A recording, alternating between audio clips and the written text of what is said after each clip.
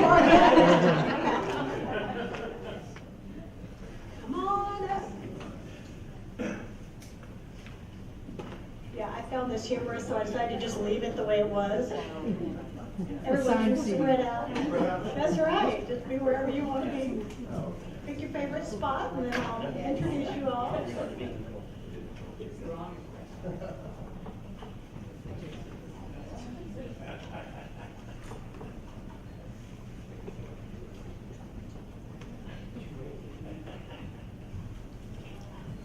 So Raul warmed you up with a little bit of data, and we will be sharing those with all of you so that you can look at all of the specifics, and we can also point you to the source so that you can look for additional reports. Our discussion this morning is going to be on trends, impacts, and issues of advanced academics related to student success. And from me working my way over, I'm happy to introduce Bobby Morris, Director of College and Career Readiness at Northwest ISD, Richard Vela, Director of Dual Credit and College Readiness for Tarrant County College District, Charles Cooper, Digital Learning Consultant for ESC Region 11, Troy Johnson, Vice President for Enrollment at University of Texas at Arlington, and last but not least, Raul Martinez, Associate Vice President of P-12 Partnerships at Collin College. So we're just going to jump right into some questions, and this first one is for you, Bobby. So how does a school district like Northwest ISD or an individual campus like Byron or Northwest or any of yours determine what advanced academic opportunities they provide for students? What factors do your schools consider when choosing AP, IB, dual credit, and/or early college high school offerings? First and foremost, I think it's student interest. What are the kids telling us they want to take? That's how we're going to decide which classes we offer. Now, how do we decide what we're going to promote? That's a completely different can of worms there.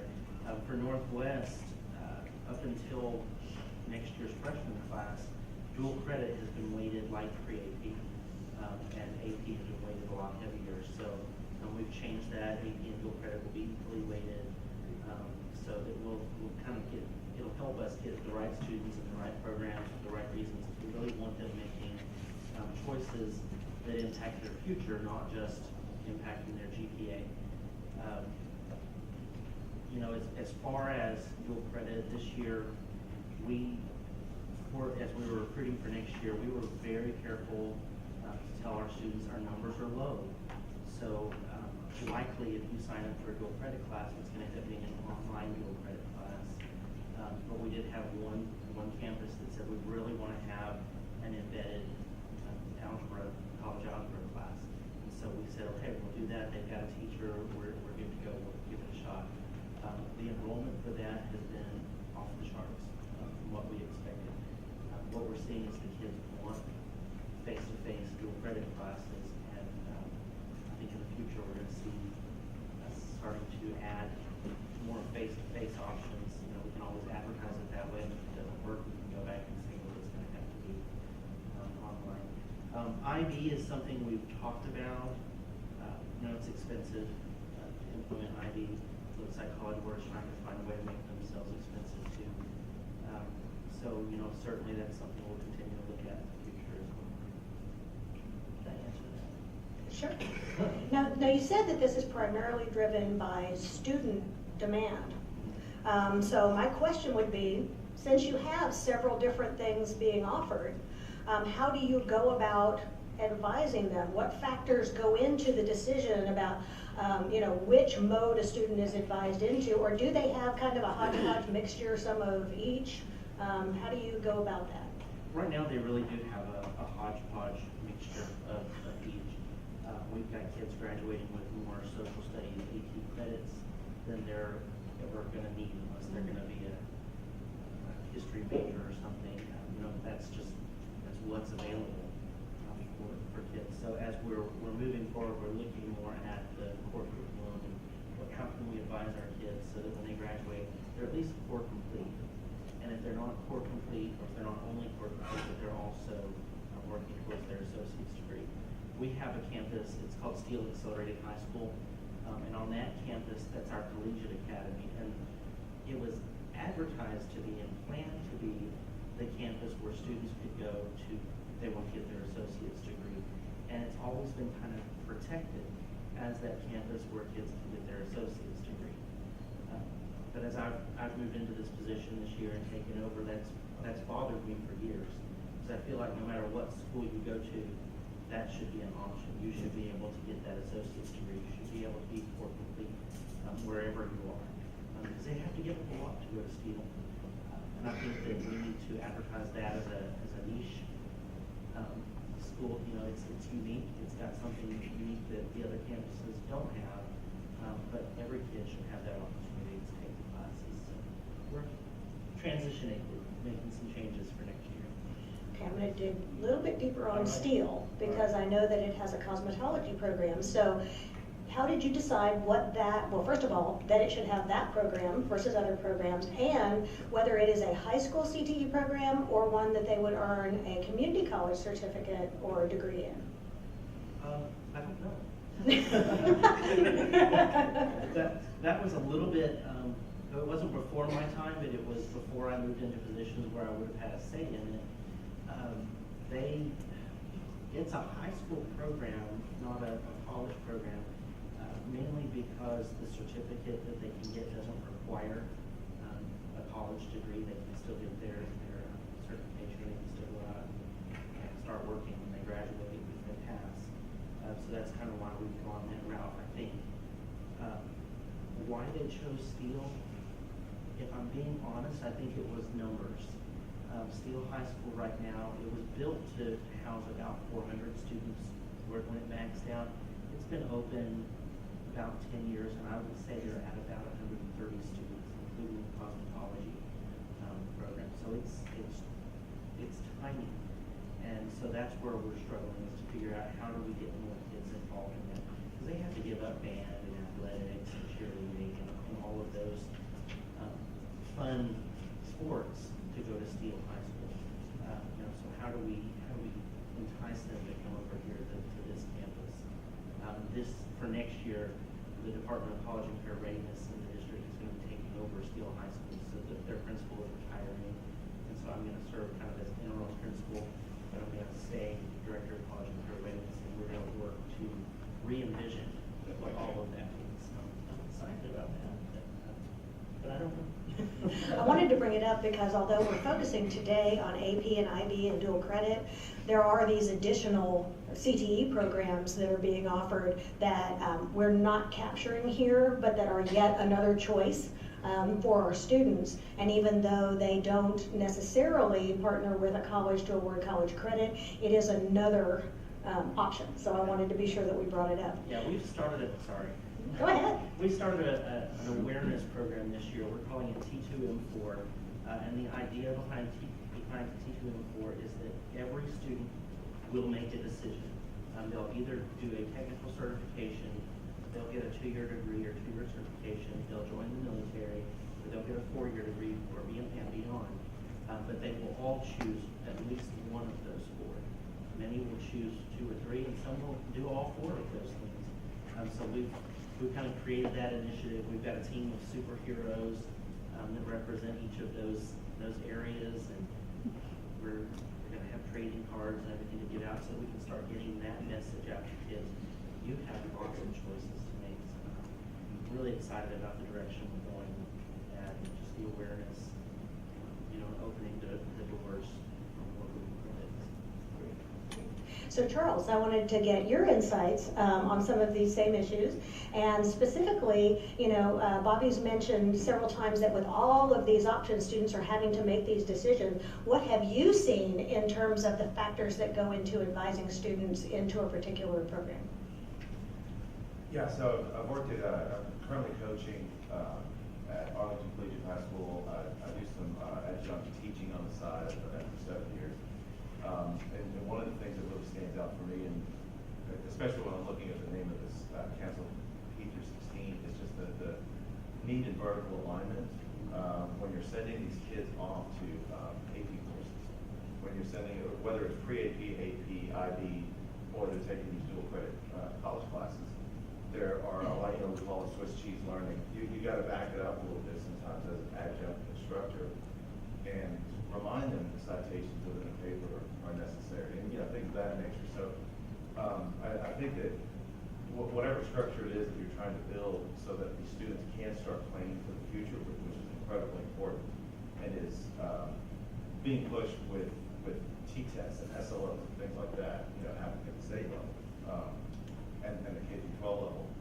A lot of that, I want to say, is pie in the sky unless we're meeting the needs of these kids at the moment in the classroom, so that we're not having to work backwards once they get to these higher level courses. And so that's some of the things that I'm seeing, is that even though the kids are planning in a certain direction, I don't know that there's a lot of reflective practices for the kids so that they know that they can reach these goals. So first of all, I'm going to steal and use Swiss cheese learning forever, because I think that's perfect. We've talked so much about how when students in high school move into dual credit, they may not yet have had some of the foundational information, and you have to be sure that you don't have expectations for information they may not have. So I want to come back to that and ask one more question. Where have you identified the holes, and have those been documented anywhere so that we can share those between K-12 and higher education? Documented, no. Where have I experienced those? It's a moment by moment basis with the students, with the teachers, even talking to administrators, and then realizing that this aggregated data that we look at, it's not just a bunch of numbers, it's individual students with experiences and needs. And so, you're talking to Bobby about digging into the questions, and that's one of the things that I do, is I dig into the students through questions when I do this classroom coaching stuff. And there just seems to be a lot of focus on, and I'll go back to this, but there's a lot of focus on this planning for success, and sometimes we kind of leave the kids behind in that planning, in that we offer up avenues and channels for them, but I'm not sure that they're fully aware of what these avenues and channels really mean to them, especially before they experience that higher education, through the dual credit classes, online courses, things of that nature. And so now I'm going to kind of pose the same question that I did for Bobby, but given all of that choice and opportunity for confusion, what are you doing, or what are you seeing happening in high school to help support students in knowing what it's going to mean if they choose AP or IB or dual credit, and how to differentiate? Yeah, even down to the middle school level in Louisville, I see, for example, they have at McKinney Middle School, they have nighttime where the kids get together, and it's kind of sort of a quasi-study hall type of thing, but students are also allowed to kind of delve into the career paths that they want to choose, which is being forced by House Bill 5 at the high school level. And so the middle schools are now having to take a look at those channels, give the kids an opportunity to explore the future, and kind of get their feet wet, so to speak, at the middle school level, so that when they go on to the high school level and they really start taking a look at whether they're going to go to college or take the ASVAB or whatever, that they're a little more knowledgeable and cognizant of the choices that they really do have. Now, you've mentioned, both of you, a little bit, but I want to ask you explicitly now.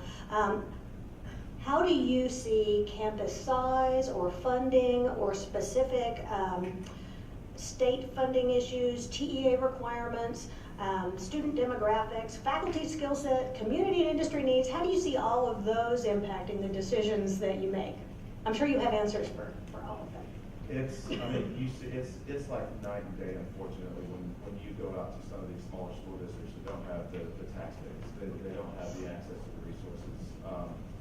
But luckily, you do see some partnerships happening between community colleges and some of the smaller school districts.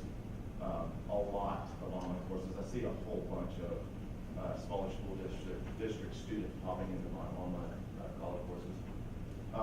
So you see some of that happening, and when Bobby and I actually worked together at Northwest High School, the beautiful thing about being at a population center like that is that you do have access to resources. You've got kids who tend to have similar interests based on whether it's demographics or just the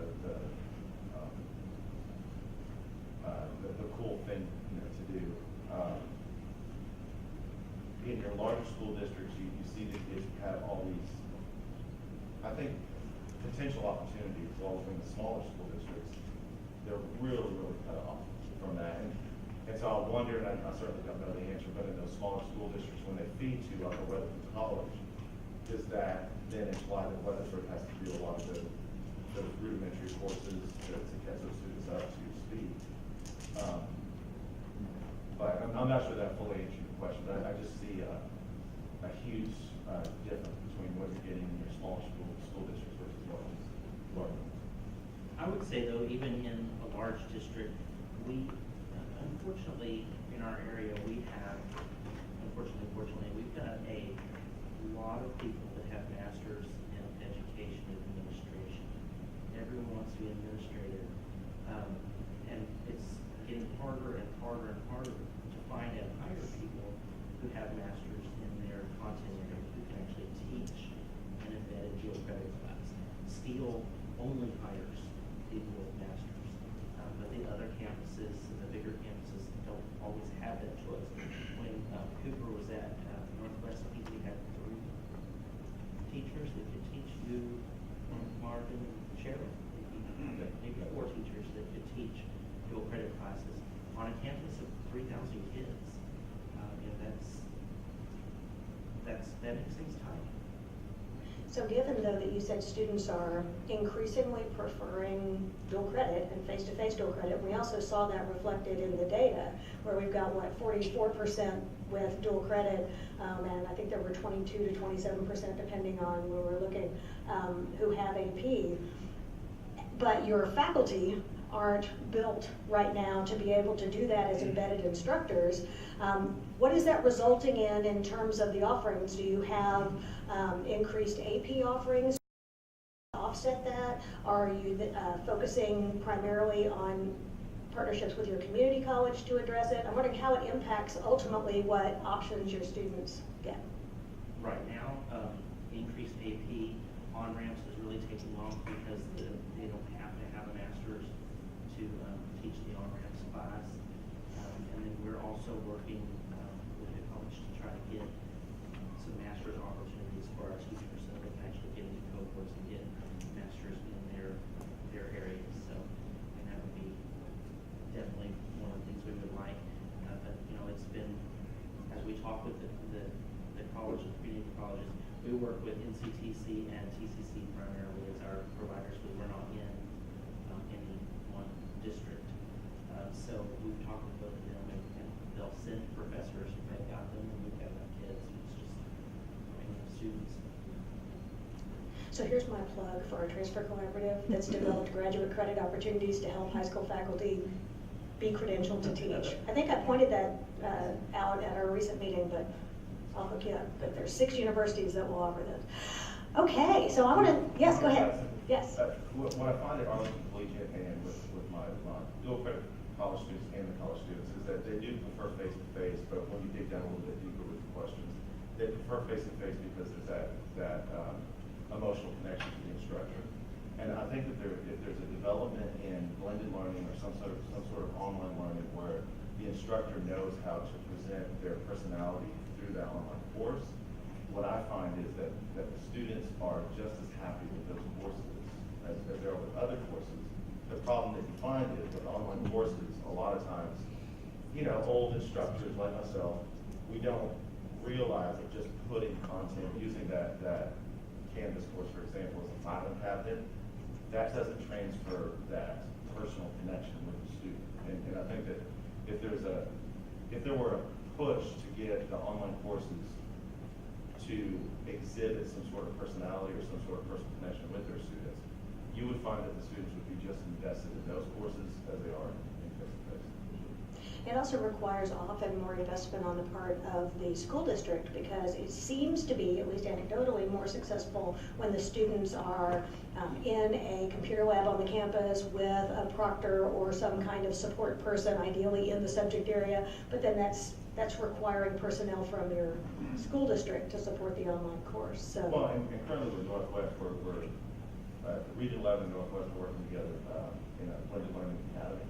And so that's one of the ways that they've kind of reached out to us. We're coming in and supporting their efforts to create these online courses for the high school students to to see that you can deliver quality instruction, still have that personal connection with the instructor as you transition into the secondary level. The problem is, and I'm seeing this in other places, is that when students do go from high school to college and they're not getting professors who are just as seasoned in pedagogy as they are in the content area, the kids start falling backwards as far as interest and investment in those courses.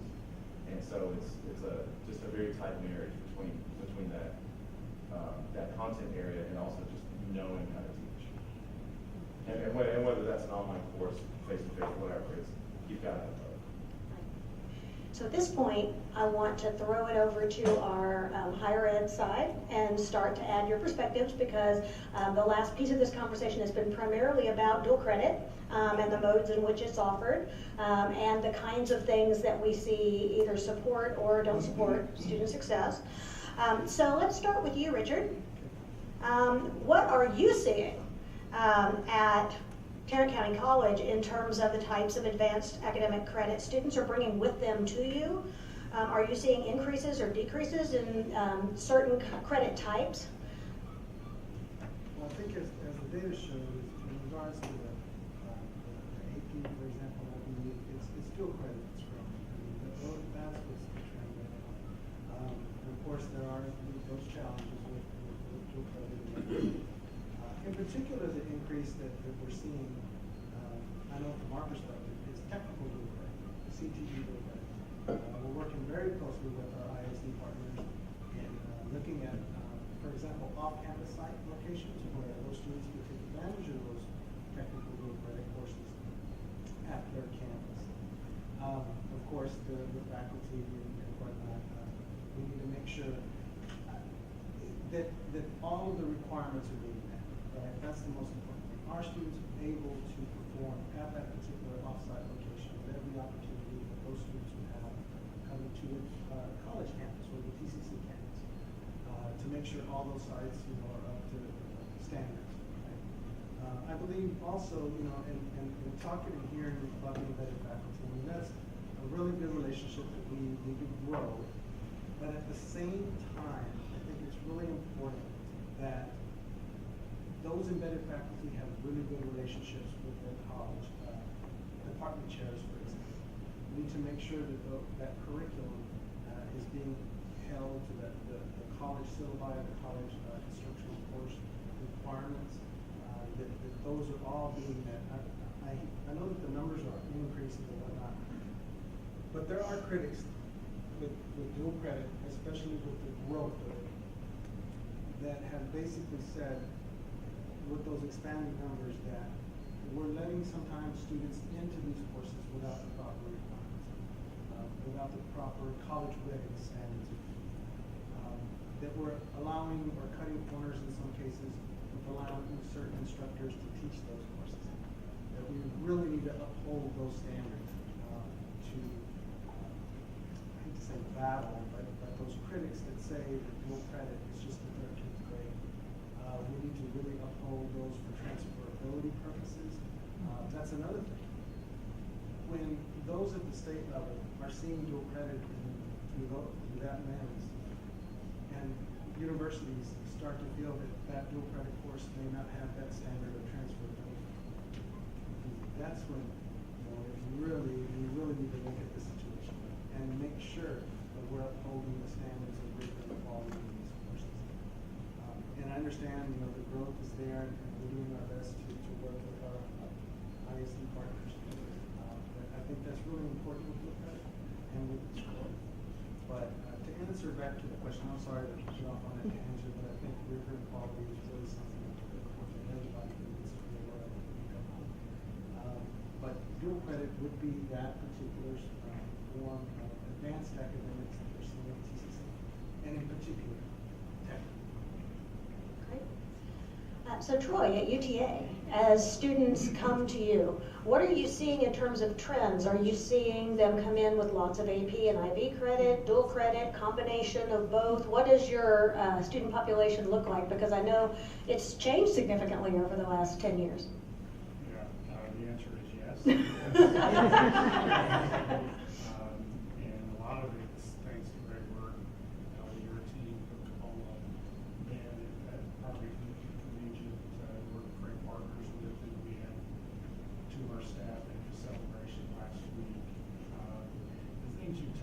rigor.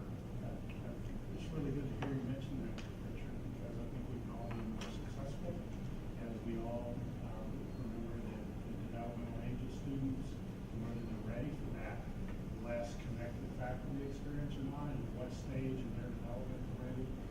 Bobby mentioned rigor. When I think about these questions, I think about them in the simple words. Rigor is right when I'm talking to parents, and if you're doing it for credit, you should question it. And what we find is sometimes that the conversation is pushing the college credit. Now that certainly may be a clever sales ploy, and it certainly has probably driven more students and parents into these numbers and is helpful. At the same time, it is important to have a realistic assessment of student readiness, even sometimes a family situation. But whenever rigor, whether it's the quality of the AP teacher, I've got a 9th grader who's suffering right now in an AP course because the teachers changed midstream. The methods are different. The students are having a very difficult time adjusting. But the quality of those teachers is very, very important. So I'd say on the rigor side, it's key. IB, of course, is very popular, and it's always, I think, helpful in these cases to give you an example and maybe tell you something you don't expect to hear about. So here you go. 2 examples. We had an IB student appeal to the high school their IB grade, got their grade changed by the high school.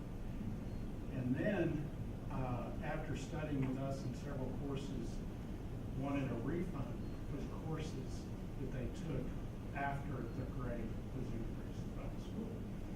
I'll tell you that story because there's another piece, and this is what you weren't expecting me to tell you, but some of you know, and it's that students get to choose whether to apply credit in some cases. Now, I love what you all talked about on curricular alignment because that is really very valuable, and we've got to really focus on that because we have the curse of choice right now when it comes to student success, time to graduation, saving money for the state and family. That when students take the wrong courses early on, they change the program, it really is expensive for them down the line. And so that alignment is key. But the other part is that we all need to know that, especially in the case of IB and some other situations, students get to choose whether to apply credit. And you wonder why. You wonder, they get to choose that. Why wouldn't they take it? Well, someone in the audience probably knows. You want an A in microbiology so that you can get admitted to that school. You don't want AP credit, right? And so the growth of all of these is begging very interesting questions in student advising. What's in our degree plan, our coordinated, we happen to use Civitas UTA right now, and we're hoping it'll be a very powerful tool for guided pathways from all the community colleges in the region. But how does all that map up, and do you automatically equate that IB course with the English course, even though the student may not want it or may not even choose that because they want the college course, they want the grade on their transcript. So there's a little bit, generally, yes, rigor is key, and we need to keep doing that. The complications of curricular alignment to keep working on, but there are these odd and unusual situations that are becoming more common because of the growth of these numbers. Yeah, and I think you highlighted the fact that depending on the path, it's not just a difference in the instructor and perhaps the mode of instruction and the content, but also in the mechanics of registration, of grades, and the determination of do I want college credit for this or not? Do I want a grade recorded or not? Which then brings up, I think what you had already mentioned, which is UT on-ramps. And since you're a UT system campus, what are you seeing in terms of UT on-ramps, and is that beginning to affect you? Are you seeing any things happening with that? Well, all of the schools in this system are engaged in a process of trying to improve student success on our campuses. And that is showing up in all of the kinds of transfer credit conversations very quickly. We believe our system ought to have higher graduation rates than they do UTA. We want to continue to grow them. And so at the system level, there's a lot of interest in pressure on this. The on-ramps are also talked about, whether it's UT system or not. We have great colleagues, Arlington or TW, great transfer institution. already is working on this, and it's important that we continue to make some progress there. But aligning our data and our information is key, and some of you were at the 60x30 regional planning meeting where your executives were not long ago. And as we looked at the responses after the table work that's been tabulated, we did see that figuring out how to share our data appropriately at the student level so that the advising, the alignment, and the degree plans, all of that, as our students swirl, and I think that's a great point about Northwest being in 2 different community college districts. And you know, I can feel your pain because I've got students from about 80 community colleges, and then another 180 from across the U.S. that makes it complicated to have all the pathways work out appropriately.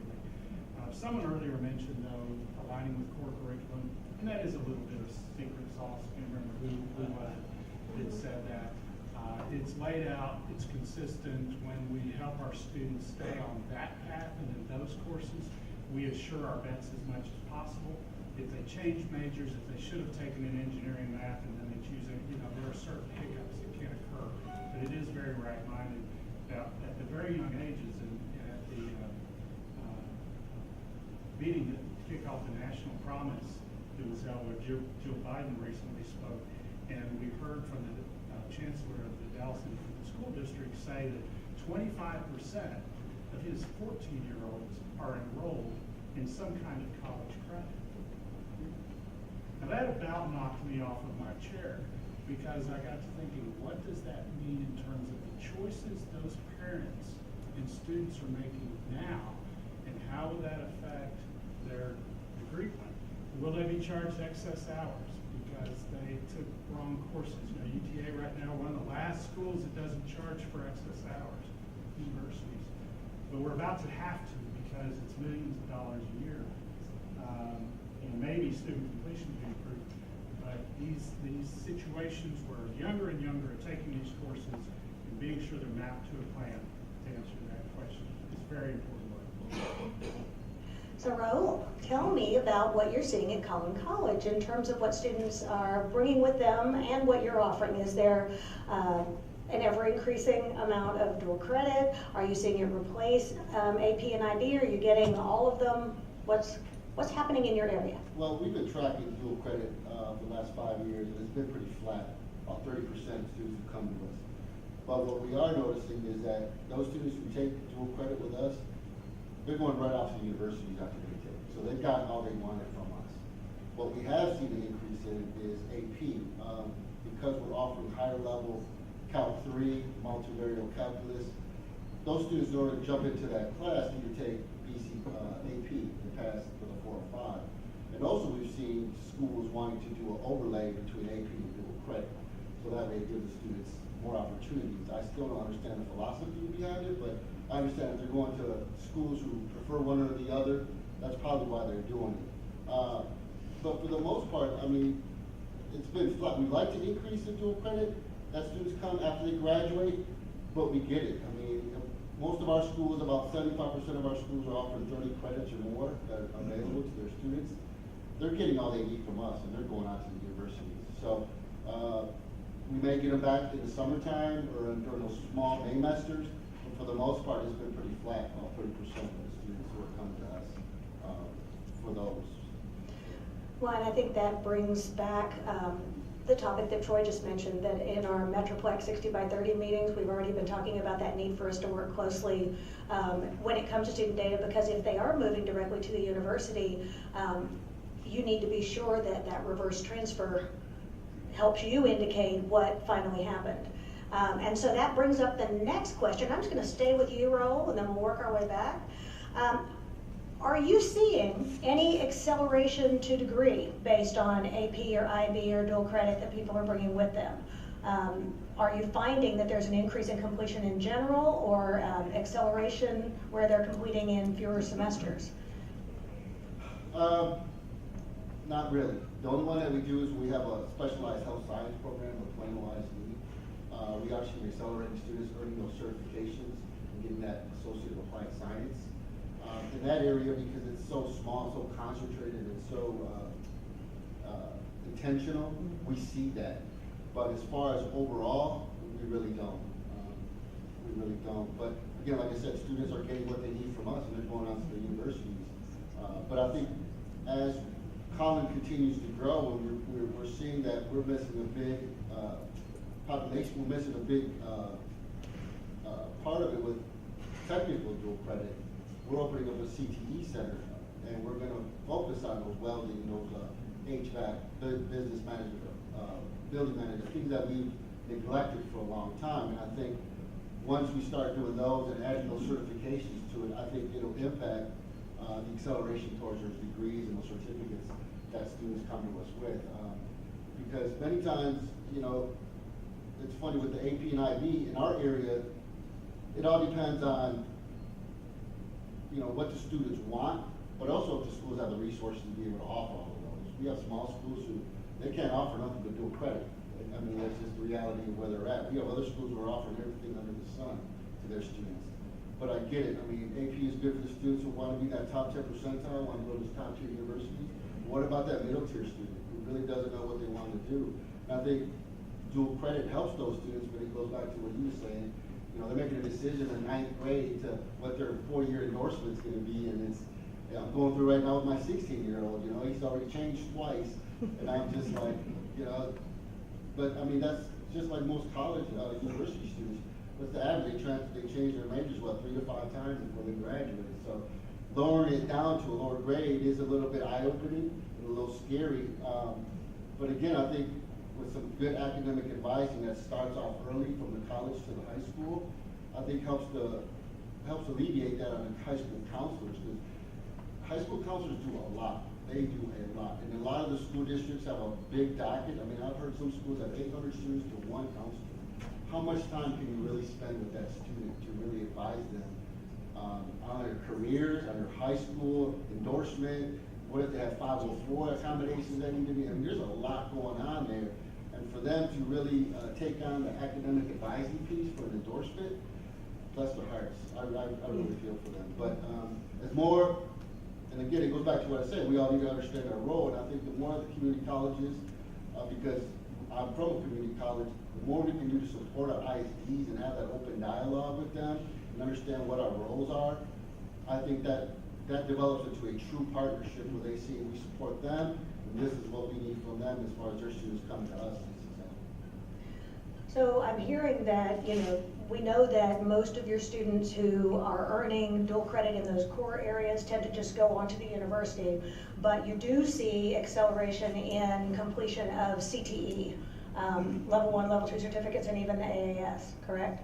And Troy, you had kind of mentioned that because the partnership with DISD and all of those early college high schools, they're all CTE, and they have some academic as well, but they're primarily CTE, and so that population is also going to be coming out with up to and including that AAS. Richard, what are you seeing in terms of acceleration based on the completion of AP, IB, or dual credit? Are you seeing students moving more quickly to degrees at TCC? This one is kind of tricky, if you will, the way we look at it and how you look at it. I can definitely see how Raul is saying, you know, overall, with your core courses that students take for dual credit, and AP also, is that at a community college, we can apply those courses towards an Associate of Arts degree, for example. We have some leeway there. But when we start thinking about dual credit with a purpose, so when that student goes to the university, or that student chooses to go straight to the university, how are those courses being applied? Okay, let's talk about the core curriculum for a second. In the core curriculum, we may have a requirement in that core for social science. But students that are in high school, that are definitely working with their high schools and whatnot, and as we work with our high schools, sometimes those students take more than one social science. So, for example, those courses can be applied to an Associate of Arts degree in an elective section, for example. And Senate Bill 1091 says we can actually offer that course because it does fall within the core. But applicability for that student, once they go to the university, it becomes either an extra course or an elective maybe that they could have filled with one of their major core electives. So this is the time that we can definitely have these good conversations with our ISDs. guided pathways is going to play a big role in this particular conversation, where we can all come to that table from the ISD side to the college, university side, and build those guided pathways so we can be as strategic as possible, so that student has the end game in mind for that degree or their college career goals, and we meet them with what truly this program, I believe, was really meant to do. Shave time, save money. So shave that time to degree and save money to get towards that degree, which is really important. But it seems in a lot of cases that the state is looking at that it's kind of having in some ways the reverse effect. Those students are spending more money and more time because students didn't have that guided pathway. So, definitely as it grows, this is something we're learning and we want to be strategic and to do. In the case of CTE, yes, because it's so structured, if you will, and that's something that we can kind of take some learning from, that being strategic that way, that student does get to that particular certificate or AS in a quicker way. So I think looking at that other side of the coin with the core courses, that we can really, we have some opportunities here that we can really come to the table together to build that time to graduation into as strategically as possible. So you brought up issues of transferability and applicability, and I think those do impact acceleration towards degree and ultimately cost. And we do live in an environment where all of our community colleges are locally governed, our universities, some of which are part of a system, some aren't, and everyone is still pretty much locally governed. And between degree programs, there may be different preferred core courses. Troy, what can you share about what you're seeing in terms of AP and IB and dual credit, whether it seems to be accelerating students towards a degree more quickly at UTA, and if so, how? And then also if you're seeing any hang-ups in terms of the applicability of credits when students come to you. What I can tell you for sure is that I see more 19-year-old graduates with bachelor's degrees than I used to. Being in this profession 30 years, I've watched that average age of graduates to numbers. Now, those are on the margin, right? So don't take what I said as we all, half of our graduates are 19 years old, but I'm giving you sort of a qualitative view of some data that would bear out. Because even a 100-fold increase might mean 100 19-year-olds versus 1 or 2 20 years ago, right? And then on the undeterred by real data, but nonetheless, giving my experience is that if you look at graduation rates among universities in Texas, there is an increase right now. And I would imagine if we study the data carefully, there is a portion of that that's attributable to increased college credit earned by AP, dual credit, et cetera. I'm not seeing that research yet. I think it's a study that needs to be done. It won't account for UTA's increase of 10 points on graduation rates, but it probably is part of it, right? And so that is some insight there. The question of the applicability, though, is very important because that does cause a schism. And when we look at the collegiate high schools and we work with them, one of our big goals, even a very, very close partner, Arlington Collegiate High School, those students do have to decide what their major is. If they choose a particular engineering major and they veer to take the wrong or take 2 social sciences, not going to count. And so there are also these situations where that happens, but then there are also situations where parents and students are consumers at the end, and they get to choose what to spend their money on. And so you might assume that everyone will pick the fastest point from point A to point B and the least cost.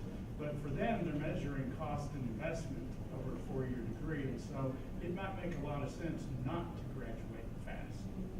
It might make sense to go ahead and get a minor, because now I'm 18, 19, now I'm 20, I'm about to graduate, but I've always wanted to study. fine arts, or I always wanted to get that endorsement in some other area. And so there's that aspect to it too. These things aren't always direct bright lines like perhaps the legislature would assume in implementing these, that because it's less cost, it's faster, everyone, consumer behavior will follow that path. That's not what we're seeing. The other piece that we do need to build carefully with the collegiate high schools for student success, 60 by 30 and all of this that we haven't mentioned yet, is a financial resource plan for students. And this is particularly true with the academies and students that go, especially in DCCCD now, free college. So the students will have experienced effectively free education for kindergarten all the way through their associate degree, and then they've got to start paying.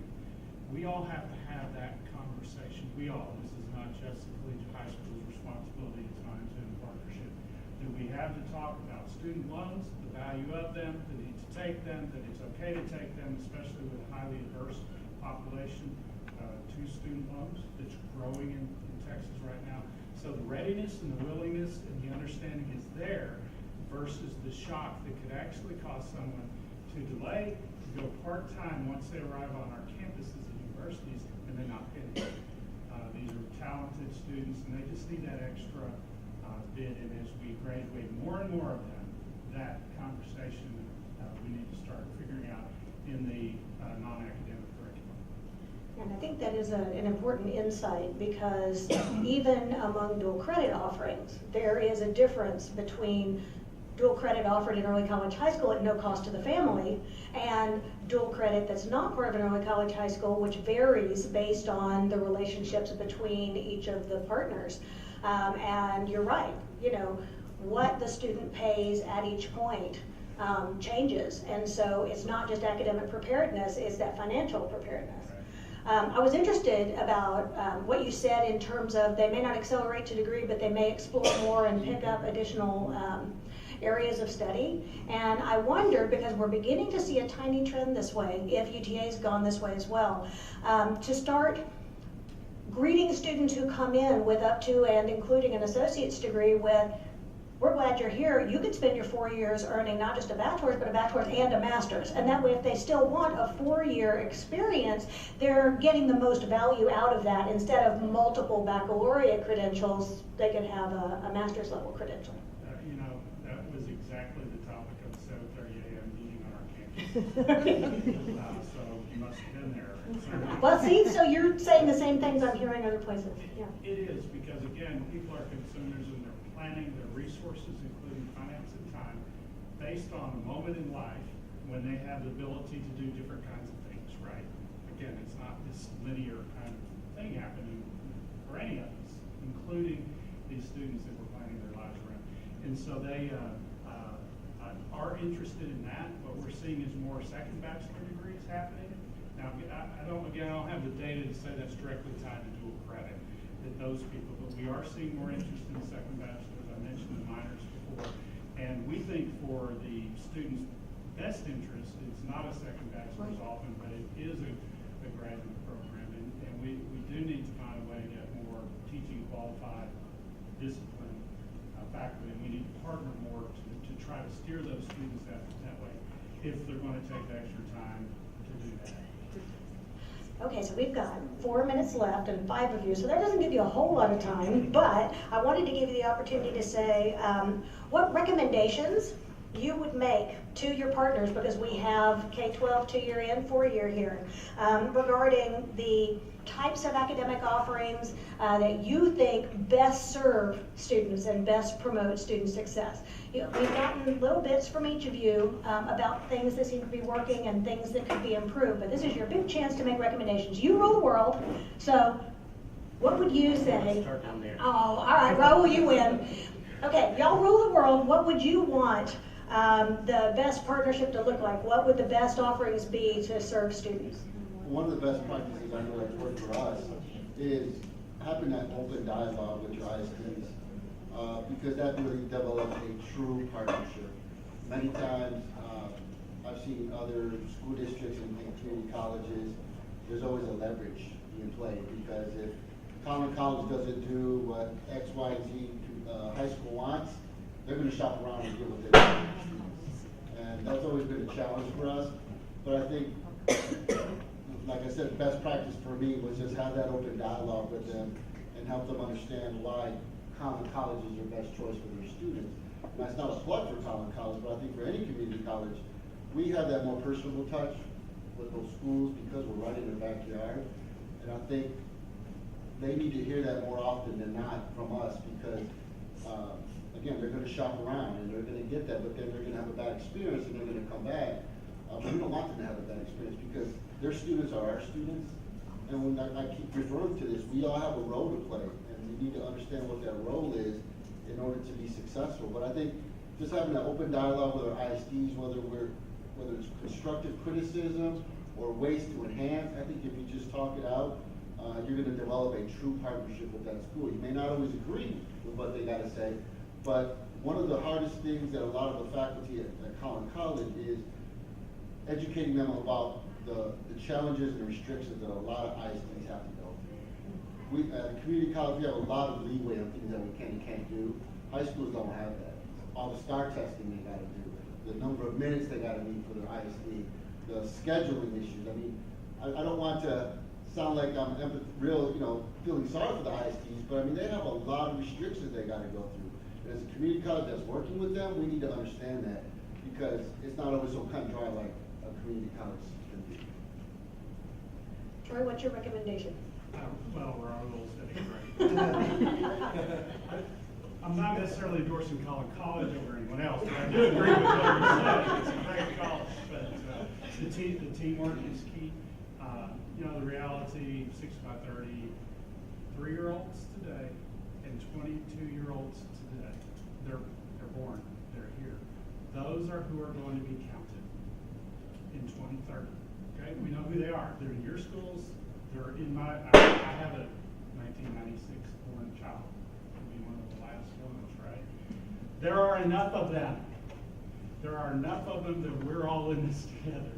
And so when you feel like the universities don't care, and one of the problems that we're trying to work on is we're getting a lot of requests to partner with so many collegiate high schools right now. I see Barbara sort of nodding.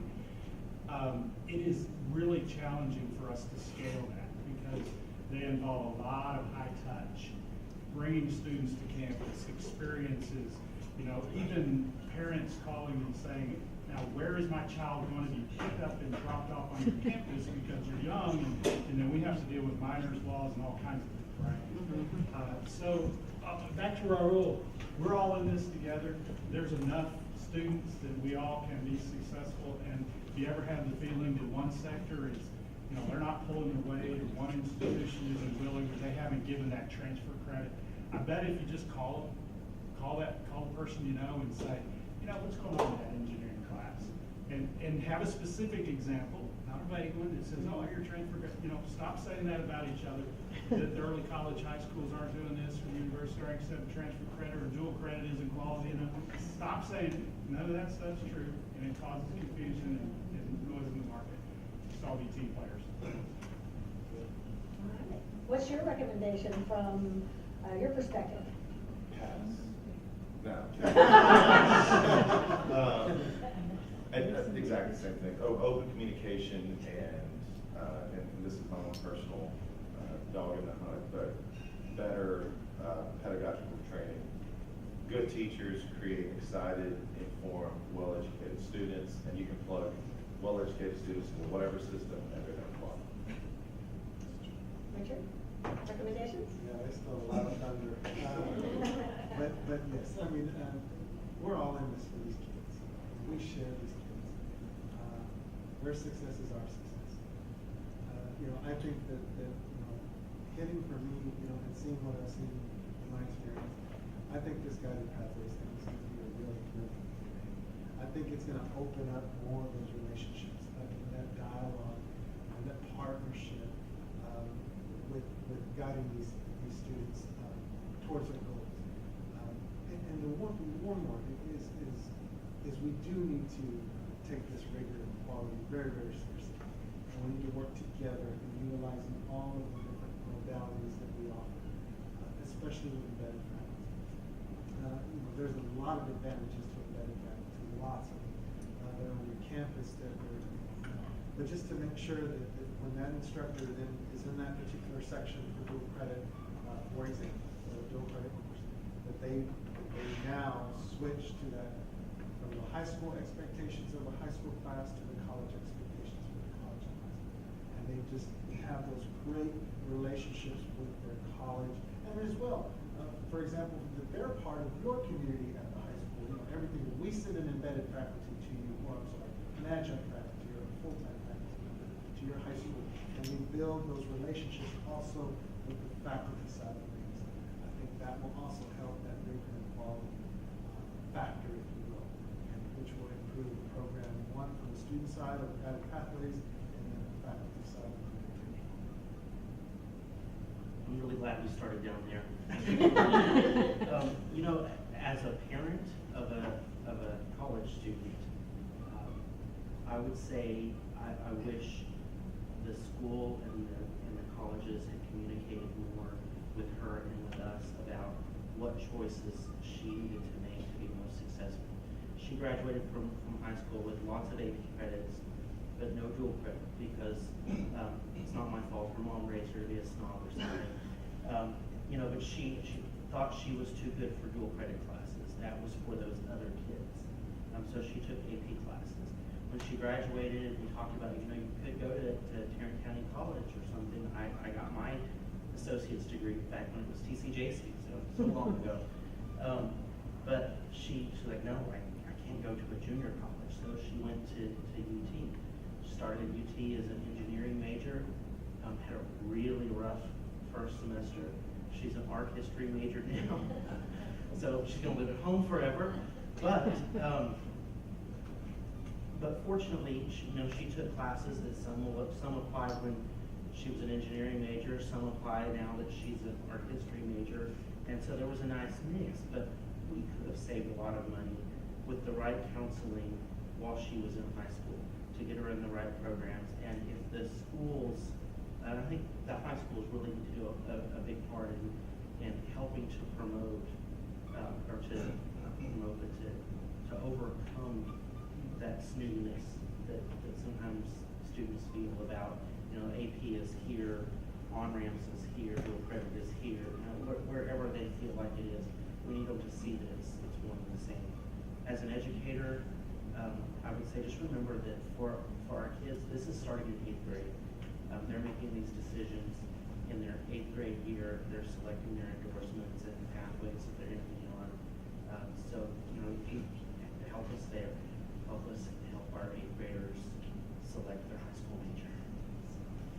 All right. Well, thank you so much for sharing your insights. Don't get up, though, because we're going to have a conversation.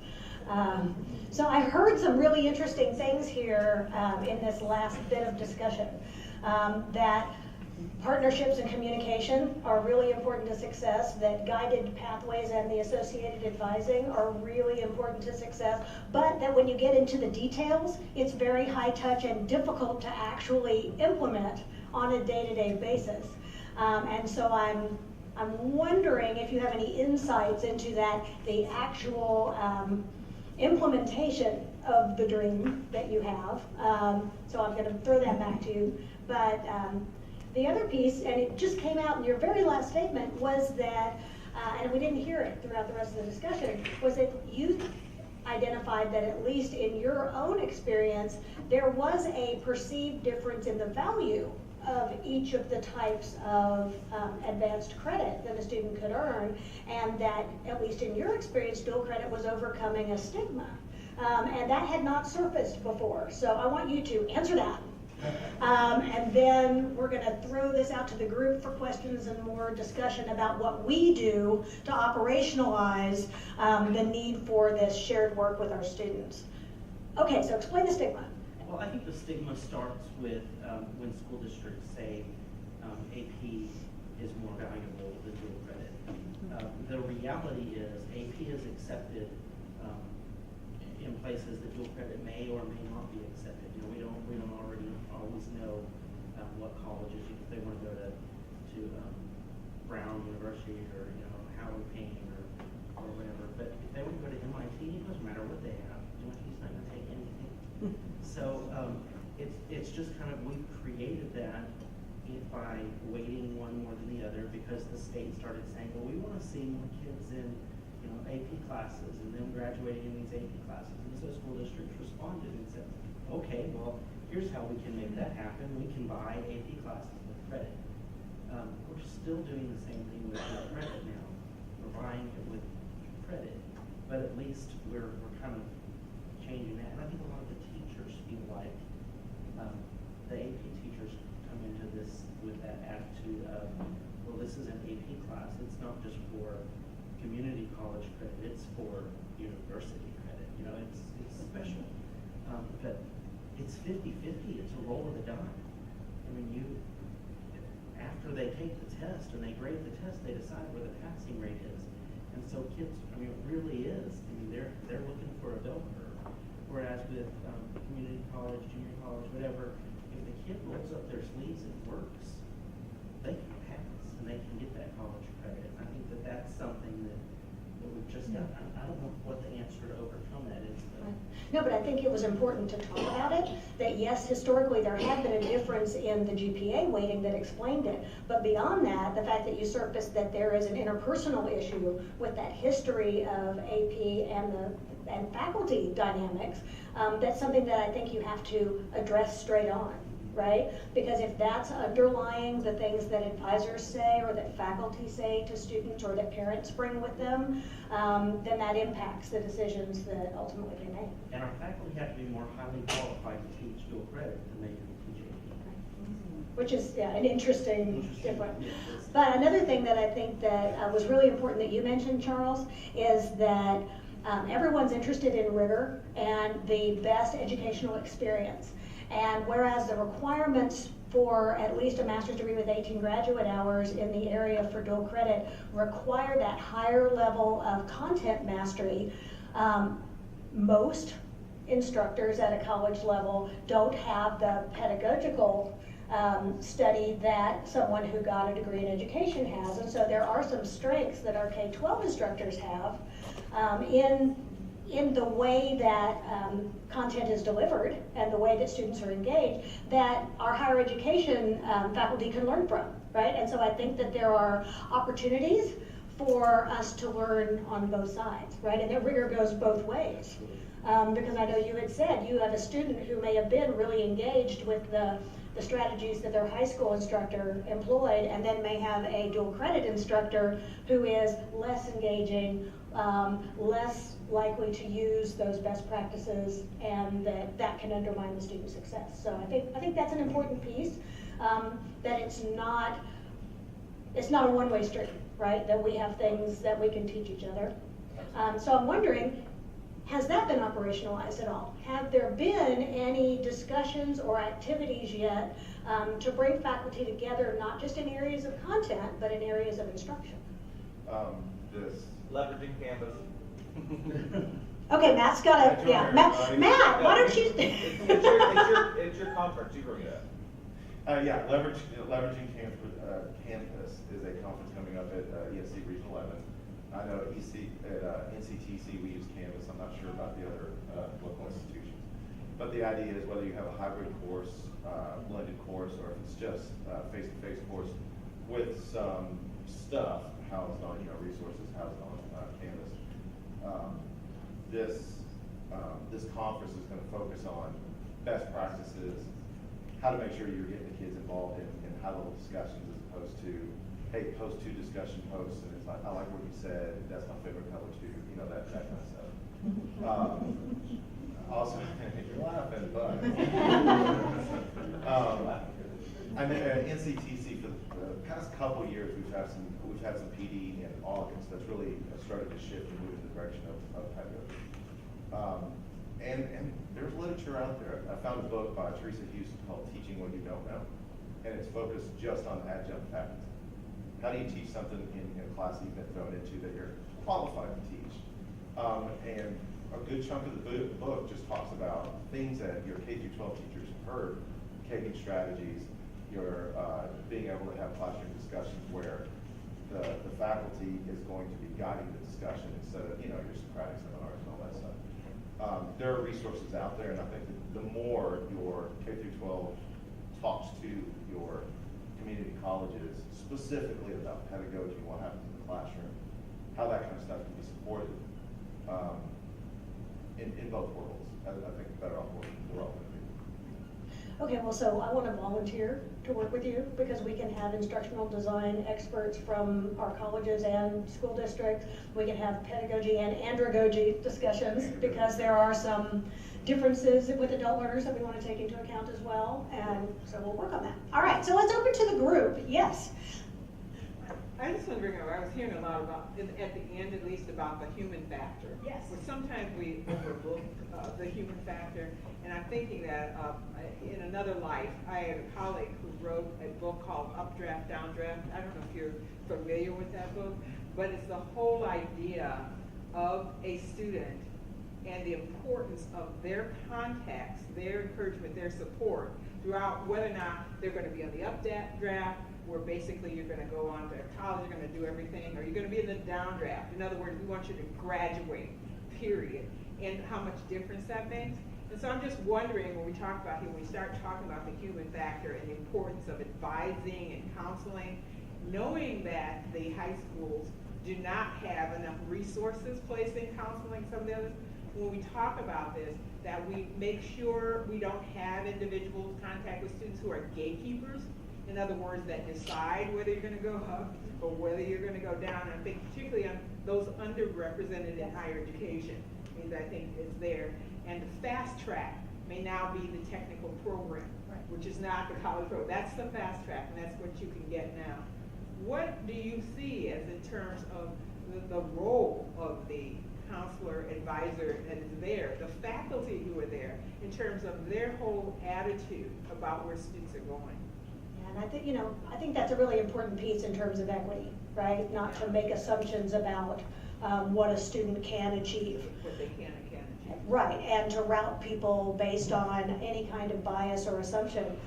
So can you talk about anything that you're doing to ensure that our students are all given the opportunity to be supported to reach their full potential? Yeah, and I'll speak as an underrepresented population. I was tracked and told that I was going to the military. I wasn't going to do anything else. So I totally get what you're saying, Barbara. And so to me, this is very personal work that I do because I know I can make an impact in certain communities.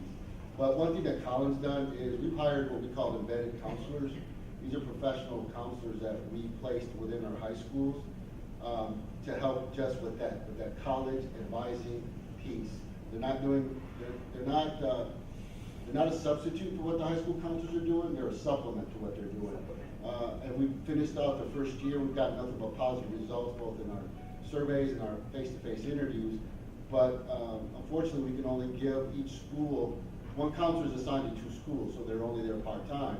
But what they're focusing on is anything that the school deems as college readiness.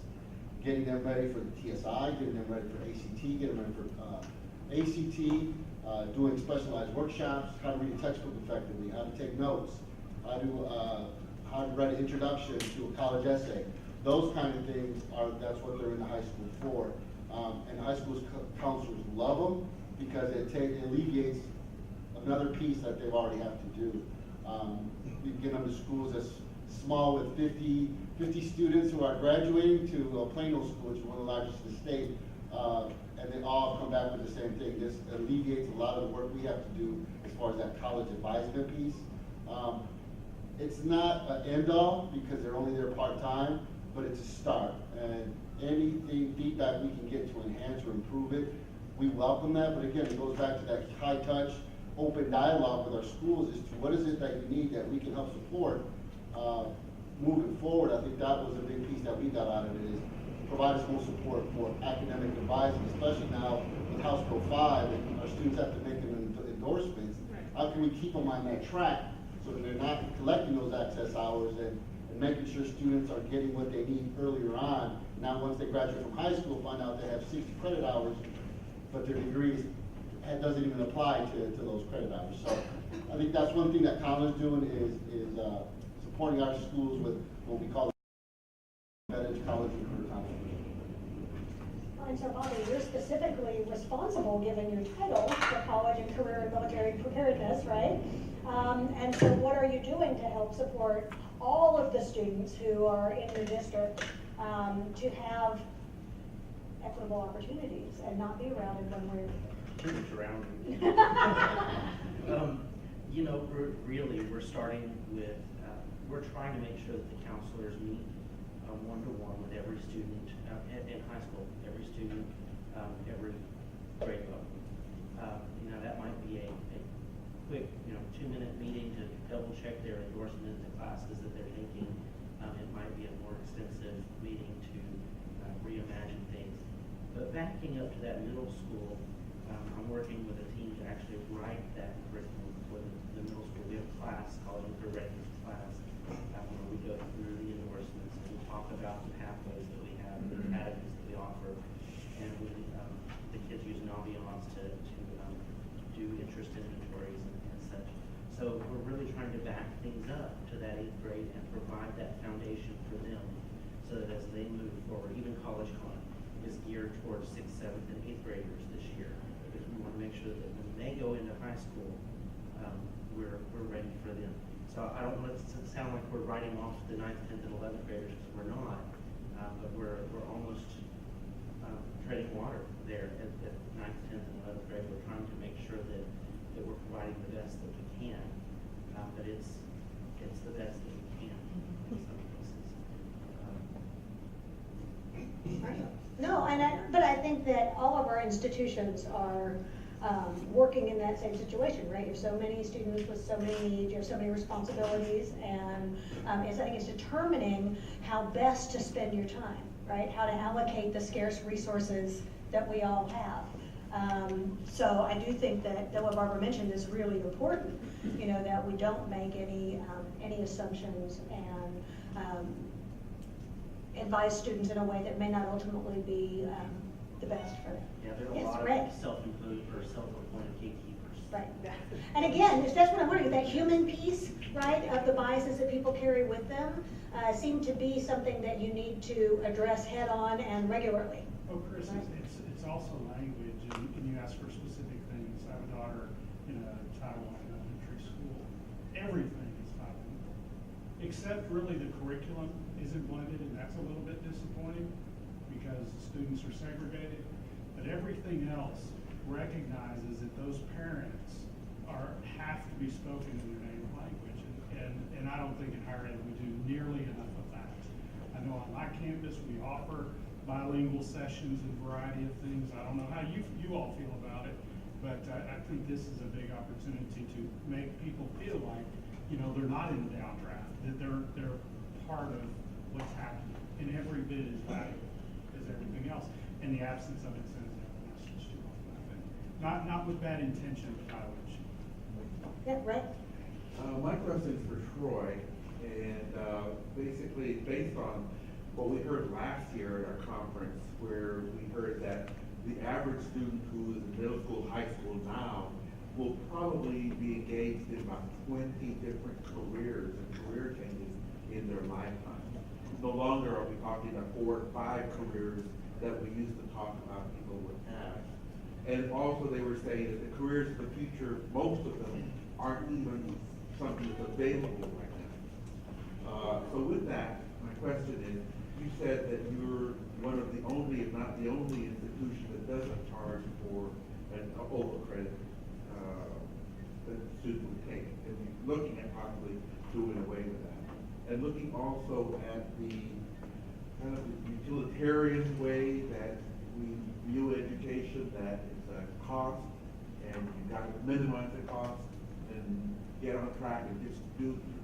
And so, is that something that you might look at keeping your current strategy, and also, do you market that? Would something getting out to the university, to the high school, say, hey, you got a lot of credit, you know, you might have to pay more, but come to us. For your excess We credit can do here. that. Well, we didn't talk about that at 7:30, but maybe next week. That's clever, Ray. You asked a great question about Trio recently. You appreciated that at the 6:30 meeting. So you have some great insights there. We don't market that. And we just allow it as an option, as a pathway to let students keep going. Keep in mind, those of you that gave your doctorate, you know the 99-hour rule. We also give a pass to very highly educated people that are accumulating lots and lots of hours, and we don't charge them. So we're talking about maybe starting there. It would seem like that would make a lot of sense, but our swirling students, our collegiate high school students have accumulated these credits, maybe over years, 6x30, you know, it's older age students that have maybe been in the military and picked up credit over their life, and maybe a lot of that's from Texas. It's something that's on our radar, and we were going to implement the charging this year, and we decided not to, mainly because we really believe we have an important access and excellence mission at UTA, a national research university that maintains affordability, low debt for its students, and that access. And we know that once we tighten that down, and we're one of the most diverse universities in America, you walk on our campus, it just looks different. You know, you walk on Barbara's campus, it looks different than when you walk on UT's campus. You can tell that the diversity is there. That's in income ranges and ethnicities and countries and parts of the state and the country, U.S. that are represented. And so right now, you know, we feel like we need to continue doing that. But it is a fiscal matter, as all of us, we're going into the legislative session. We expect that higher education is going to cut again. And I didn't hear Raul, he said he feels sorry for the schools, but it reminded me, I've not heard people say, I'm sorry for the university. Those poor guys, and gals, you know. But, you know, the reality is we got cut $10 million in budget last year. We're probably going to get cut again. And so it becomes real fiscal solvency, if not savvy, at least, but maybe even solvency. All right, I'll go here and then to you, Donna. And I see you too. One of the and I know this isn't what the main focus of this discussion is, but I'm the representative for workforce, so that's where I am, and it's with the end result and the employers. I'm watching skill sets collapse and occupations meld. When we're at Interlink, we had a discussion of how much AI is taking some of the occupations. So there's another layer on all this, and it's keeping up with what is actually just accelerating in the change in what is in demand for the workforce. And what you were talking about is the multiple changes in occupations. One of the things I see is that there's a lot of skill sets that go across multiple industries that aren't necessarily siloed to when you go into a particular training for an occupation. And I'm thinking that just as you're looking at a core curriculum that I assume is academic largely, there might be core skill sets that need to go across any kind of any training, because I'm assuming most people are going to college and getting their degrees to go into the workforce. And the last thing I would really caution is if people are moving on from baccalaureate straight into masters, they're having a hard time, at least the people I'm seeing, getting jobs. So there has to be an employment component in that, so that when they're graduating with that master's degree, they can also point to some experience, because even though they have that much education, employers are still reluctant if they can't see that they've had any practical experience. So I think that experiential learning piece while in school, but then also opportunities to enter the workforce are important. I'm going to actually go to him first and then to you, Don, because you represent a Chamber of Commerce, and I wanted to kind of stay on that trend. Well, related to that, y'all mentioned interest in terms of where you get students or figure out where to help students find courses. I'm wondering, how much do you help students and parents get workforce data or things like that that may say where trends are for community? Granted, people may not know what they want to do, but there are certain things that we know as a community we want to see more of.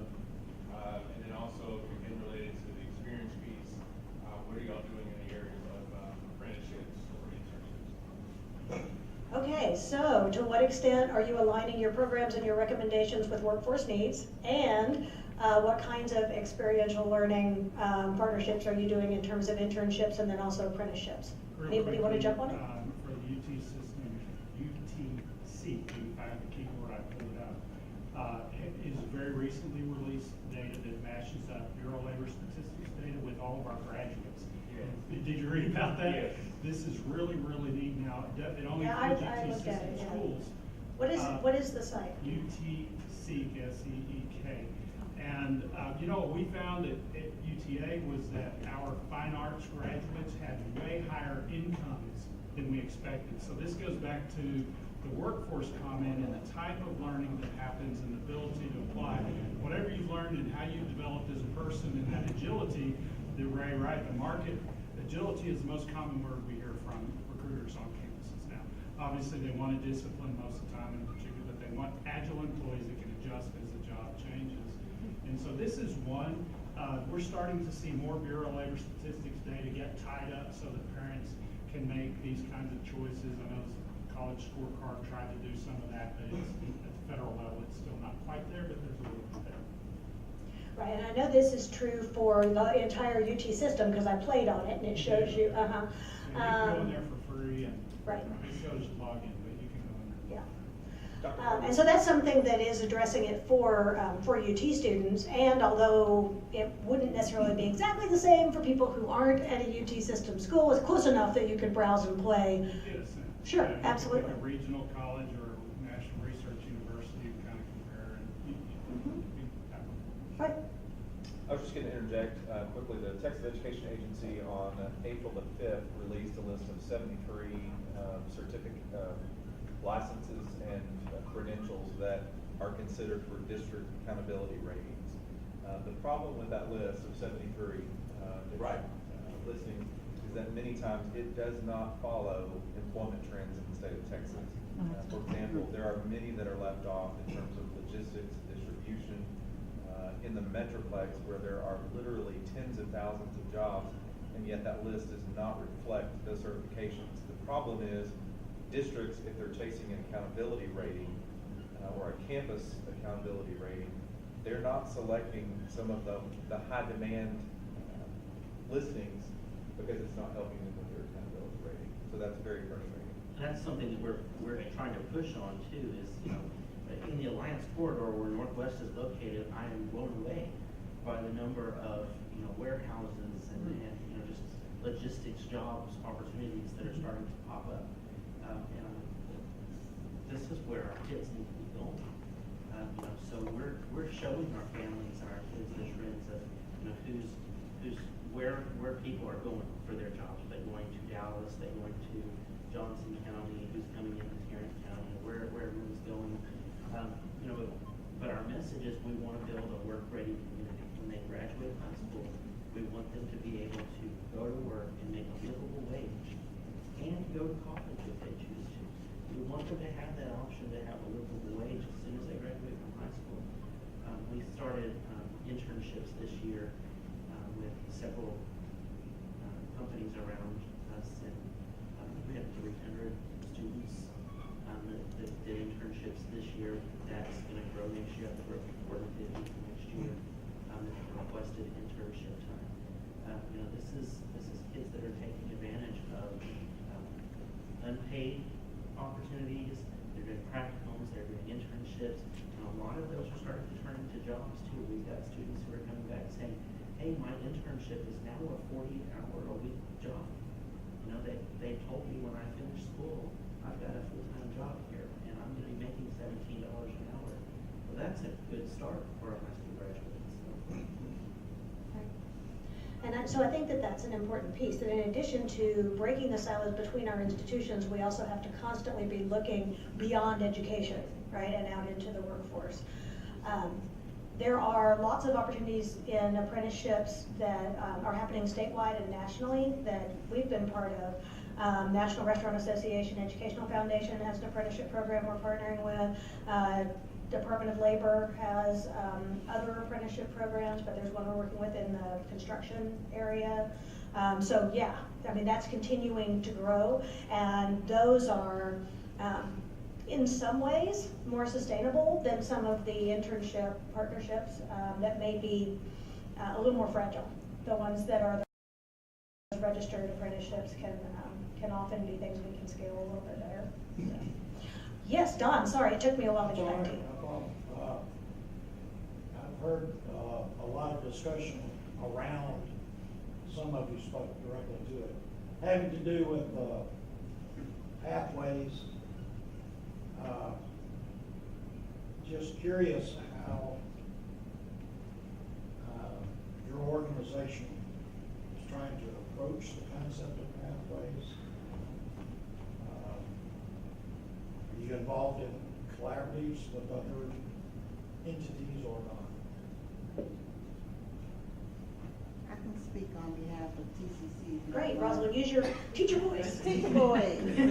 Yes, Tarrant County College, we are involved in the Pathways project from some different consultants with Noel Levitz, Rod Johnstone have been here for the past year. We've been working on this.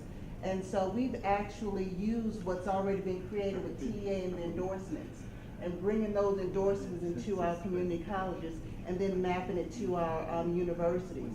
So actually this summer we're starting with our 4 biggest transfer programs to do some program mapping with our business programs, our health sciences, our teacher prep, and our IT and computer sciences. And so working with those high schools that have done that work to build our portion of it there, but not just, it's more than just program mapping. We're also looking at strategic enrollment management, being strategic about how we are promoting those, and like I said, equity, showing a student with these amount of credit, you can get a job working with the workforce, $17 an hour, and then these more, you get your associates, you can make $20 an hour, and showing them the true path. And so that they will not have as many credits, because again, our students at a 2-year college are graduating with 90 credits in 5.5 years. At a 2-year college, they're graduating in 5.5 years with 90 credits. I just had to repeat that because that is, that's the issue at hand. And so I think we've gone beyond with, again, with legislation looking at paying for things that they consider twice. We have to streamline some things. Back in the old days when I went to school, you can go and explore and try to become, you know, that type of thing. And now we're trying to kind of get them to kind of focus in, like you say, 8th grade, picking an endorsement. I don't know about you, but I surely wasn't thinking about some endorsement and careers in 7th and 8th grade. Friday nights. Right? And so we are working on that. Again, starting with our high school partners and moving through our university. So it's that middle part that's missing. The universities have mapped out, this is what you need to get your bachelor's. High schools have said, this is the endorsements that we have. So we're trying to build that middle section. We're also looking at some upfront career advising. We typically do our career planning and things at the end of the 2 years or the 5 years, whichever that student is. And so we're saying move that to the front end and front load it instead of at the back end. We think it's going to make a difference. We've also, I love the idea about embedded advisors. We have hundreds of embedded instructors because I pay them every semester. So I know we have a bunch of them. But we need to, I like the fact about it, embedding advisors to help those counselors. So I put some notes down to see how we can work that into our system. So we looked at some case management, I guess is the term, with our advisors. Yeah. Right now, depends on which advisor you go to is going to give you the clearer path, or unfortunately, that's just what it is, right? And so sometimes that one advisor everybody likes has a line, and then the new advisor that's, you know, I'm just here to get a paycheck maybe, you know, they don't want to go to that person. But if we have case management where advisors were experts, maybe on certain of those endorsements or programs, they can give them all the information that they need to be successful to transfer with credits that are applicable. Yes, the universities, they will take the transfer credit, but are they applicable to the degree? So we're talking about getting shirts. At one conference they said they had shirts that said, is it applicable? Yes, you want it, you know, in dual credit, the parents just want it, but is it applicable to that degree? If it's not, no, they don't need to take economics and psychology and sociology. They need 1 3-credit course. The rest of them they need to take as high school. So we're having those crucial conversations with our high schools, but we are using those endorsements from the high schools to build ours, again, with some strategic enrollment management and some advising and career in the beginning. I hope that helps. Thank you. Mhm. Is there anything else that this group wanted to add about that? I would say that's something though that we really have to keep an eye on our high schools with, because the tendency is going to be, if we're being rated on the number of kids that are taking dual credit classes or AP classes, we're gonna push dual credit and AP classes, and then kids are gonna be graduating with credits they don't need, with too many credits, so by the time they graduate from college, they're paying extra fees. You know, and it's not what's good for the kid, it's what's good for accountability for communities. And we've just gotta be careful that we don't fall into the reverse of the trap that we've already fallen into. Well, part of the reason why I was asking this question is because I want to give kudos actually to Christina for trying to create a regional collaborative. Yeah, I pulled up 3 different things that are happening, but one of them's ours. And everybody in this group is on this collaborative, so. And because, here's my concern personally, is I think we're marching down the same road that the coordinating board took us for 4. We have 89 different corps in Texas. We're gonna have at least, who knows how many versions of pathways.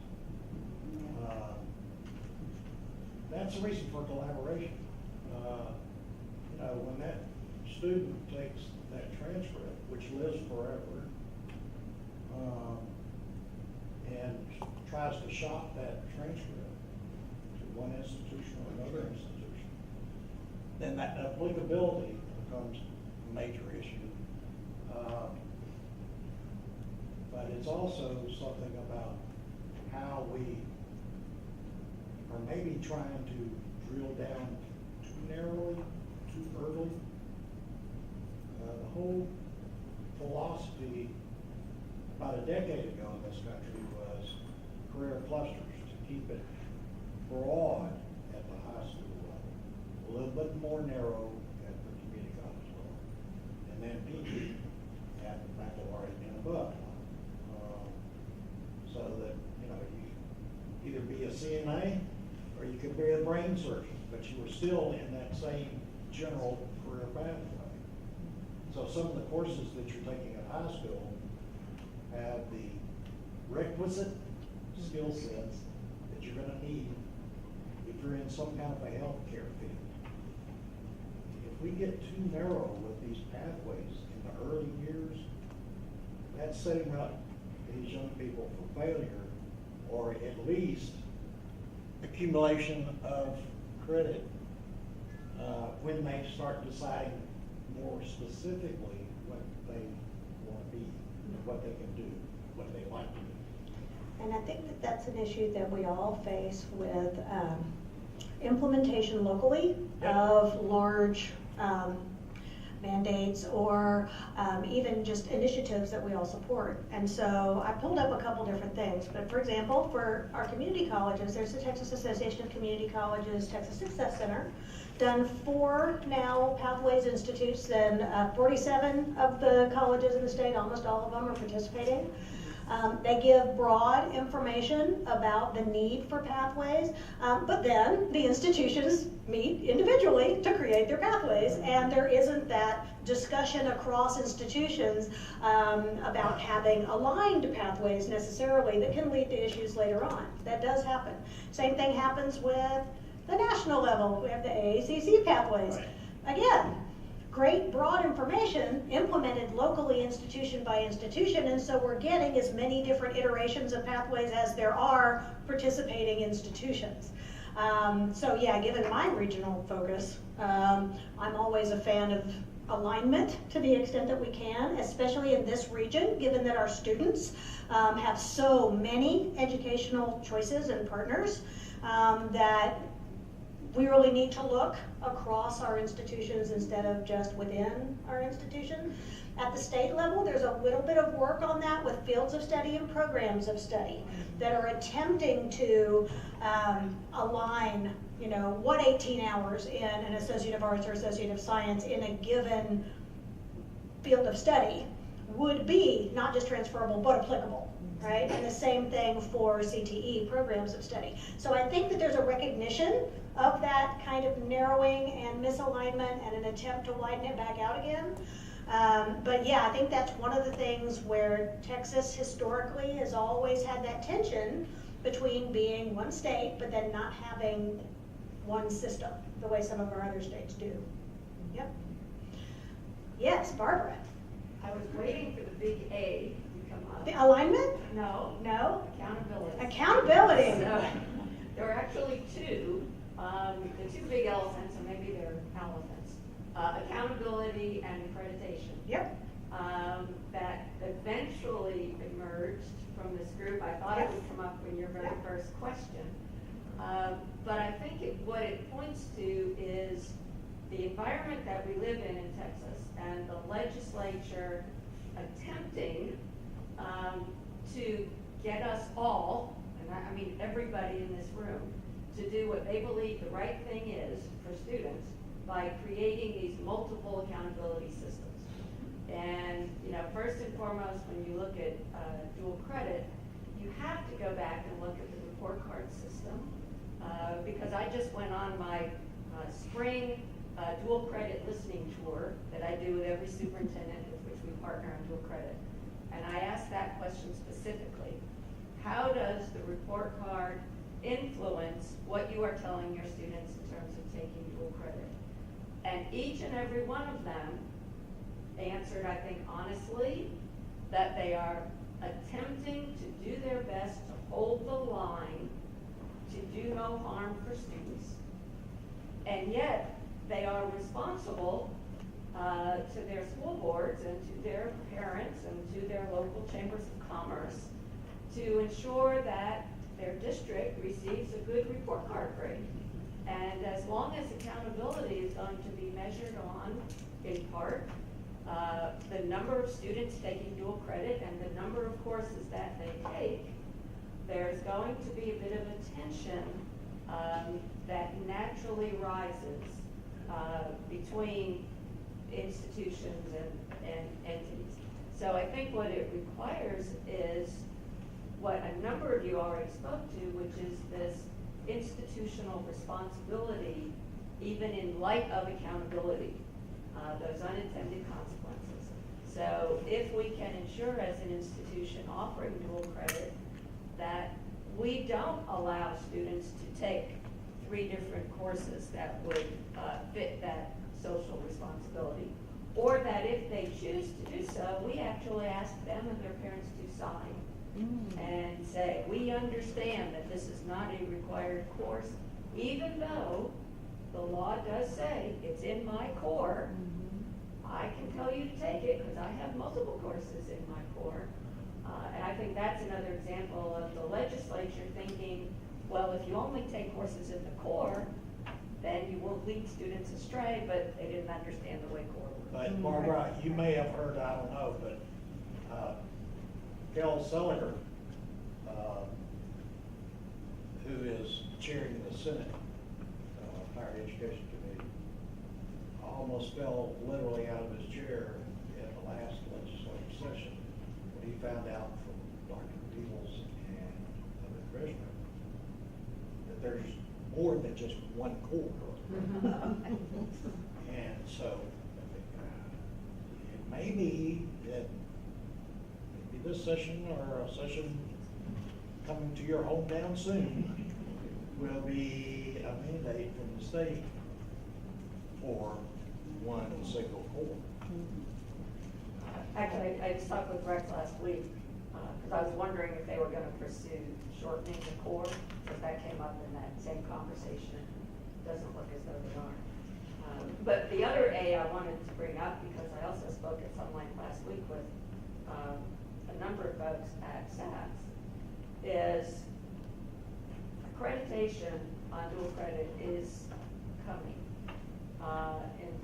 Commission is issuing a new statement in July, directly addressing dual credit, and a lot of it has to do with Texas.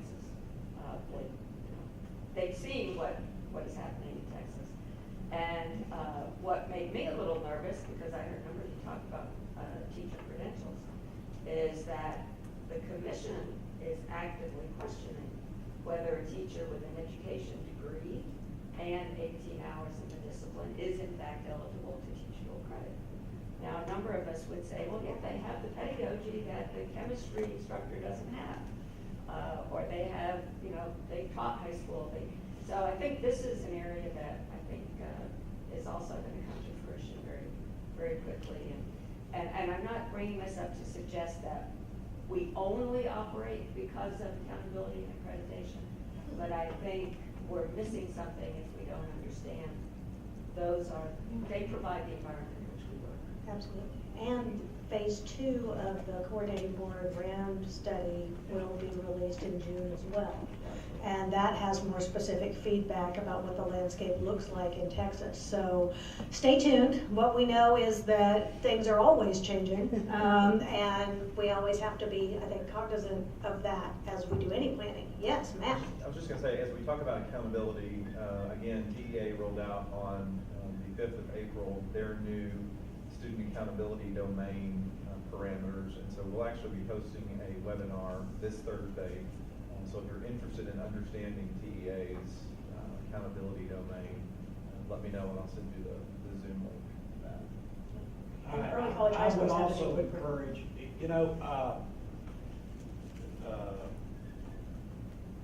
Interlink expressed a lot of concern when that listing for certification came out.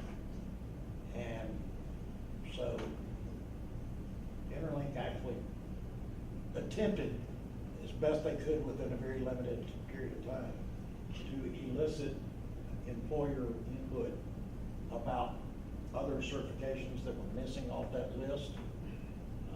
That was sent to DEA. I'm not sure how much of that was actually integrated into their final product. I think maybe their final product was already kind of put together.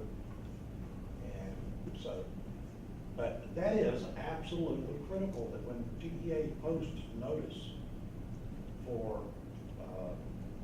feedback from the public,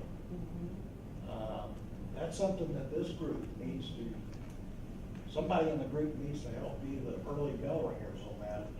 Region 10 and Region 11, help us out a little bit, because, I've been trying to do that kind of thing on the higher ed side, tracking regulations and rules and all that kind of stuff, because that's my job.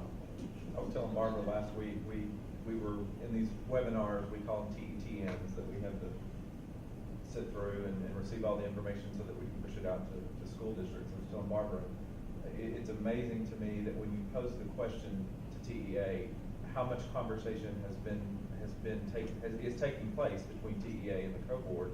There's this stunned silence on the other end. Like, yep. Are you kidding me? Yep. Why would we talk to them?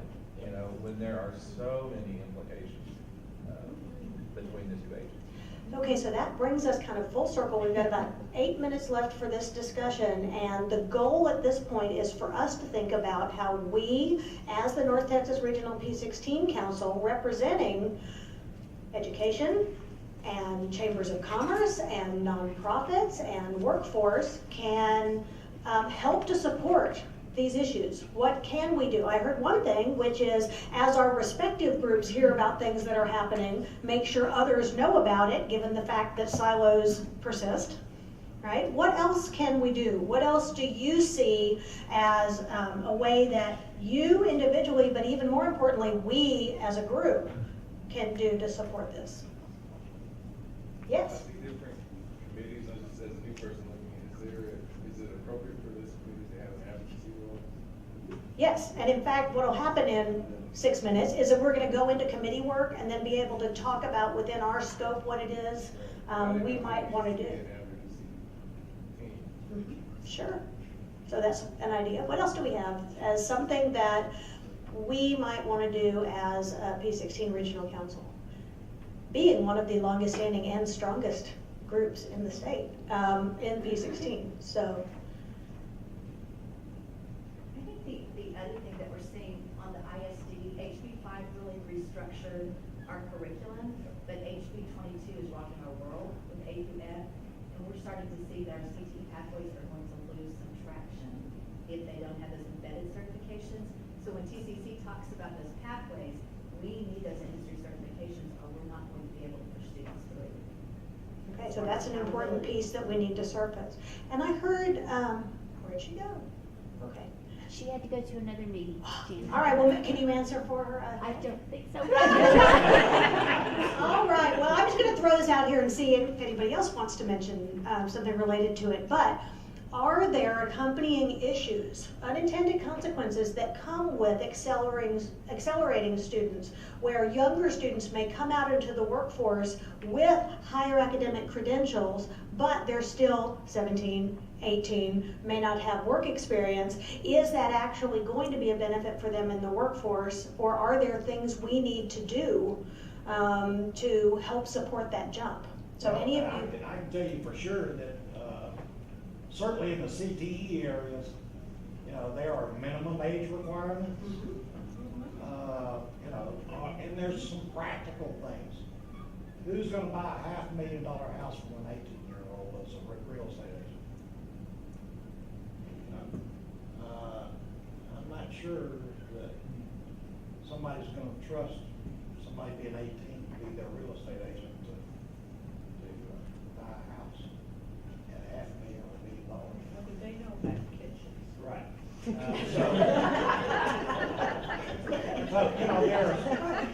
there are just some pragmatic kinds of things that we need to be thinking about too as we accelerate education. What's the purpose of the acceleration? If we're actually, and I liked the statement somebody said about putting the masters, if we're talking about acceleration as a way for those persons who have the ability, the desire, and the finances to continue beyond the bachelor's degree. And acceleration then has that ability to still get that person out into the workforce at a competitive age of their peers. But, you know, we've all heard recently, and it's still going on to this day, because I heard an article or heard a thing on TV just 2 days ago. There's a lot of questioning about college. Is it worth it? And it's going to get worse, because this morning I heard on the news driving over here, you may have heard the same. Yeah, and I saw it on TV too. Yeah. Yeah. You know, they're predicting, you know, about what, 2036, that public higher education, room and board now, $378,000 for a 4-year degree. Right. Yeah, they were saying at UT it would be 373, it'd be 330 at most public universities. Right now it's 148,000, so more than double. Under 300. Oh, okay. Well, there you go. Because and bring your excess credits. Yeah, and so with that ever increasing cost, now of course they also don't mention that overall standard of living changes and there are increases in what you make, and but still, right? It is expensive. So I do think that that's an important piece. If the value of education, period, continues to be questioned, as I think all decisions should be, right? We have to think about that. But it's also important not just to have academic credentials, but to be workforce ready. And that's where the marketable skills piece that the coordinating board is requiring, that's the intent behind it. The students should be able to articulate what they learned and how it applies. So I'll be interested to see if that helps to mediate it. Yeah. I think too, there's still so much to be seen, because I think there are things happening in education that we have not ever seen before. For example, we have students in our CTE program that are doing internships with engineers at Lockheed. They're at hospitals doing internships, and they've yet still to get to that level, and it, you know, is a couple of years old, but I think there's some fruits that we may see that we've not seen prior. And although you're right, what does an 18-year-old know about a kitchen? But as I've seasoned in life and I go to the doctor and I have the older one that's set in their ways, and then I have the young one with new techniques, I'm kind of leaning toward that young one who's very confident in their skills that are newer. And so I don't know, I think we're offering more opportunities. I can't tell you the exact data or the correlation, but I feel like there's a correlation with those who are doing dual credit.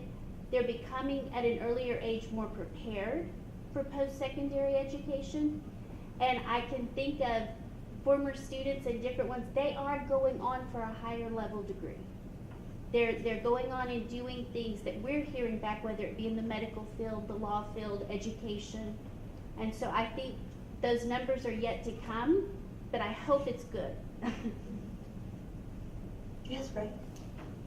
Just a comment, a reaction to what we heard about the cost and such. At LULAC, we gave our first scholarship in 1930 for $50.